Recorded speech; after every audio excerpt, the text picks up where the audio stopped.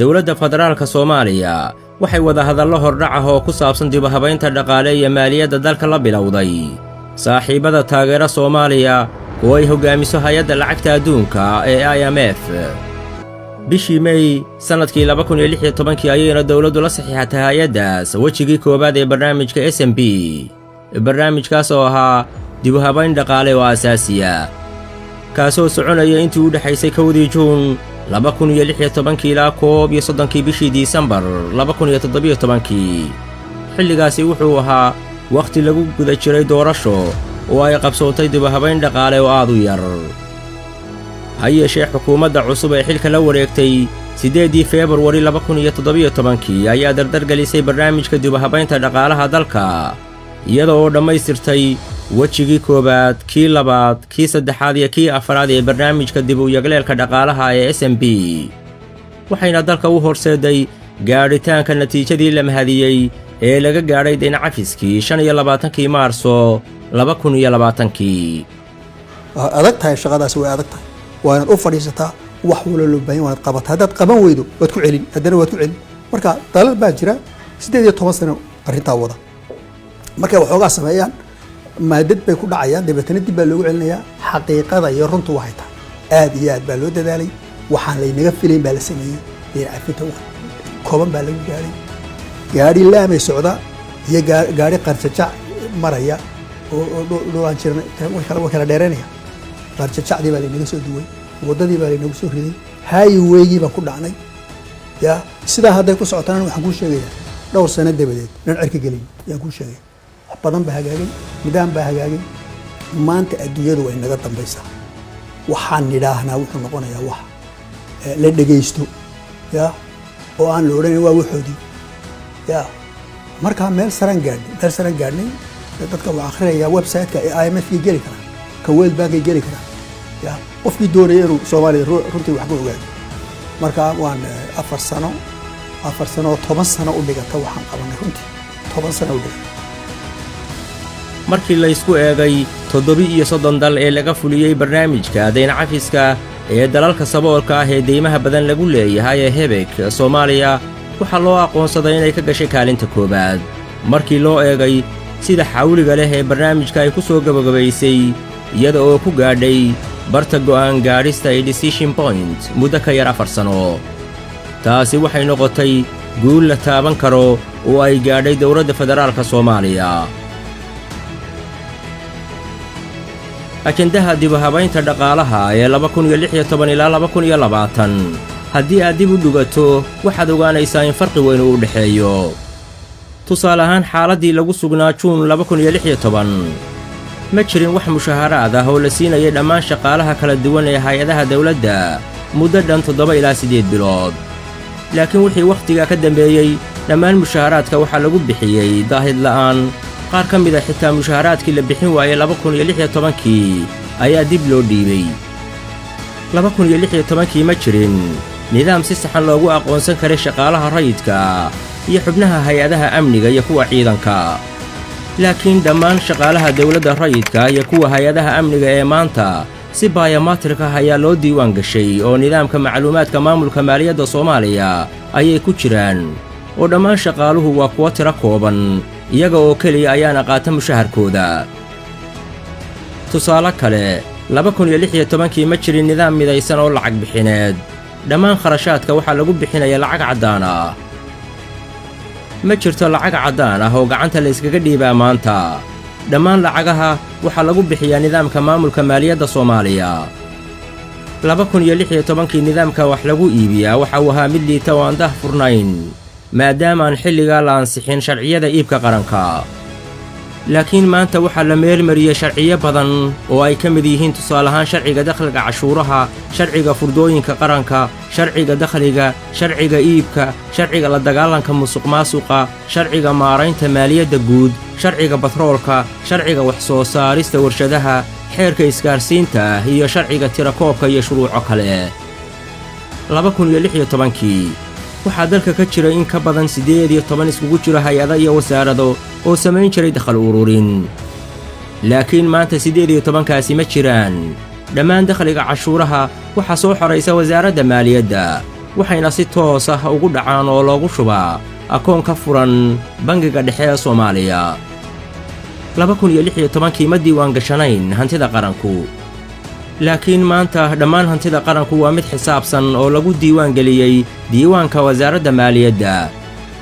2016 si buuxda uma dhisnayn xidhiirka maaliyadeeda ka dhexeeya dowladda federaalka iyo dowladaha xubnaha ka ah dowladda federaalka,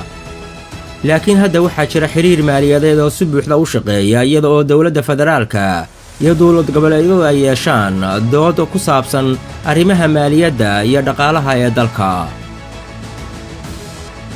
tusaale kale haddaynu soo qaadanno 2016 ma jirin deeq-bixiyaal caalami ah oo waaweyn kuwaas oo isticmaali jiray nidaamka maaliyadda Soomaaliya,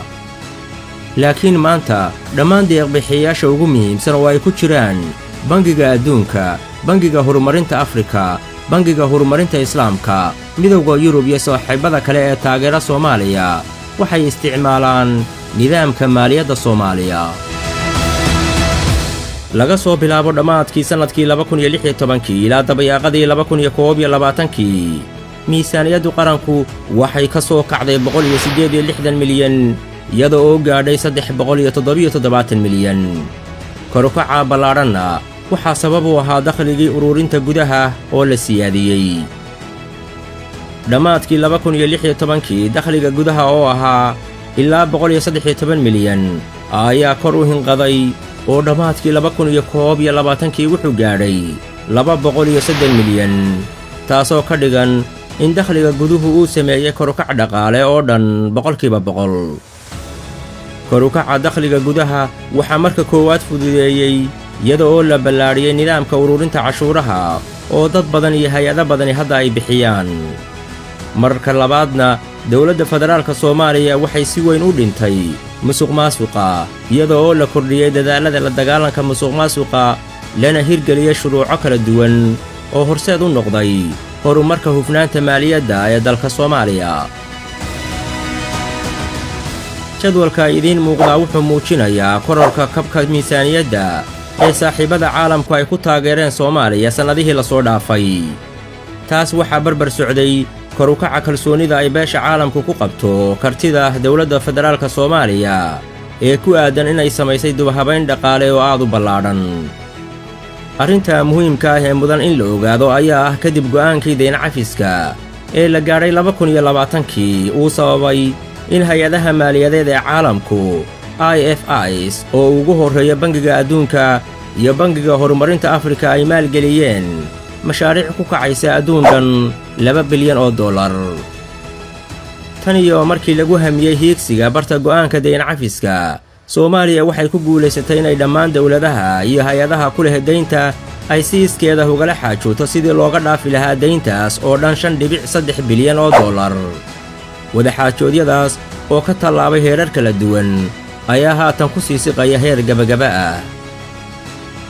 iyadoo ay hagayaan mabaadi'da barnaamijka deymaha lagaga cafinayo dalalka saboolka ee deymaha badan lagu leeyahay ee Hebek. naadiga Bariis si gaar ah dalalka reer galbeedka ayaa isku raacay inay baabi'iyaan $1.4 bilyan oo ka mid ah $3 bilyan oo deyn ah oo ay ku leeyihiin Soomaaliya, iyagoo ballan qaaday inay baaqiga hadhayna cafinayaan marka hayaanka maaliyadda Soomaaliya gaadho barta dhammaystirka ee deyn cafiska. haddii barnaamijka dibahabaynta dhaqaaluhu sii ahaado mid ku soconaya si habsami leh oo lagu qanci karo, hubaal weeye in maaliyaddeennu meel sare gaadhi doonto, maamuusna aynu ku yeelan doonno masraxyada dhaqaalaha ee dunida.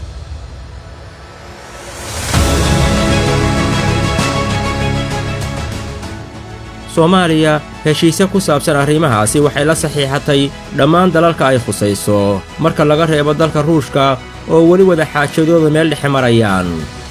Soomaaliya ayaa kala hadlaysa dowladda Ruushka in si ka baxsan hindisaha barnaamijka Hebek lagaga dhaafo dayn yar oo dhan $7.5 milyan.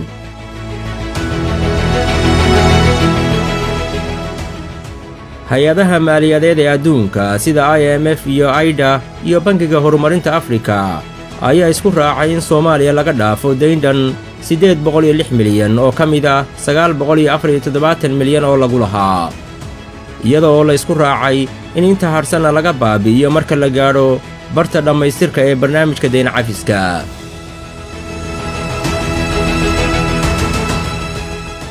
sidoo kale dowladaha aan ku jirin naadiga Paris oo u badan dalalka Carabta iyo qaar ka mida dalalkii hore ee Yurubta baray sida Romania iyo hay-adahooda dhaqaale oo Soomaaliya ku leh lacag dhan $1 bilyan ayay Soomaaliya wada hadal heer wanaagsan maraya kula jirtaa. dowladda waxaa ka go'an kor u qaadista iyo kobcinta dakhliga dalka si loo fuliyo adeegyada bulshada ay dadku u baahan yihiin ay ugu horeeyaan waxbarashada iyo caafimaadka iyo dibdhiska dalka. waxaanu ku soconnaa waddadii dalkeenna udeynta looga cafin lahaa si aan xiriir buuxda aan ula yeelanno hay-adaha maaliyadda ee adduunka kana faa'iidaysanno deeqaha ay bixinayaan. Soomaaliya waxay ilaa hadda ku guulaysatay inay xaqiijiso inta badan wadaxaajoodyadii ay la yeelatay deynbixiyayaasha iyaga oo raacaya shuruudaha ku qotoma barnaamijka HEBIC. sidoo kalena waxaa weli jira wadaxaajoodyo aad u culus oo ay tahay in la sii ambaqaado lagana gungaadho kuwaasoo xoogaysan doona dhowrka bilooda soo aadan si loo gaadho dayn cafis dhammaystiran.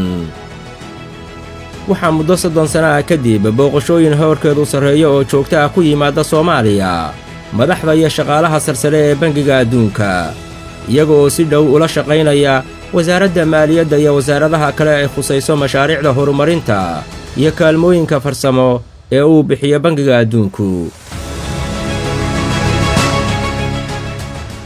dhammaan horumarrada baaxadda leh ee la gaadhay way burburi karaan xidhiidhka wanaagsan ee saaxiibada caalamkuna wuxuu noqon karaa mid gaabisa haddii dib u habaynta dhaqaale iyo hannaanka maaliyadda Soomaaliya uu ka weecdo dhabbihii loo jeexay ee lagu heshiiyey ee maaliyaddu ay raacaysay 5 sano ee u dambaysay. arrin horta shaqo dheer ma ahayn socdaal dheer ma ahayn 4 sano in ka yar inagu waxaan ku soo gabagabaynay waxa dalalka kale ay muddo dheer ku gaadheen xaqiiqada iyo runtu waxay tahay ya 33 wadan oo Afrikaan ama 34 wadan oo Afrikaan inagu waxaan nahay Soomaaliya ka hadlayaan dalkii ugu dhaqsaha badnaa ee sida ugu dhaqsaha badnaa diin Afrika ku gaadhay ya maanta warqad la noo soo diro halka walooleysa ma jirto maanta waxaan ku hadalno waa la dhageysanaya macnaha dadka u sameynaysa leena dadku waa maskax bay wada leeyihiin haddana is yeeliyeen magarata marka yani meel fog ayaan ka nimi meel fiicanna waan maraynaa meel xurmo la noo hayo ayaan joognaa xurmo la noo hayo meel xataa haddaan wax iska bixin karin la garan karayo in dadaalkeedii sameynaba ayaan joognaa marka 4 sano saan sheegay 10 sano u dhigata yani effort la geliyay shaqada la juhdiga la geliyay ya 10 sano u dhigata haddana waa way aad baan ugu faraxsanahay 4 sano wixii la soo qabtay gaar ahaan maaliyadda iyo maamulkeeda. haddii laga weecdo dhabaha waxaa imaanaysa inaanay dhicin natiijadii la sugayey ee barta dhammaystirka dayn cafiska waxaana meesha ka bixi doona dadaaladii hore loo sameeyey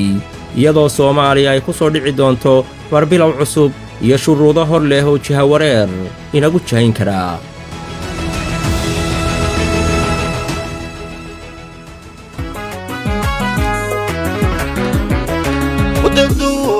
madaxda uu ahaa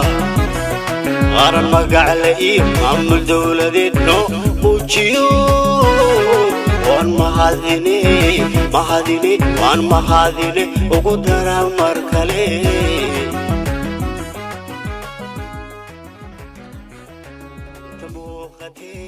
muuqatee madaxweyne rabaa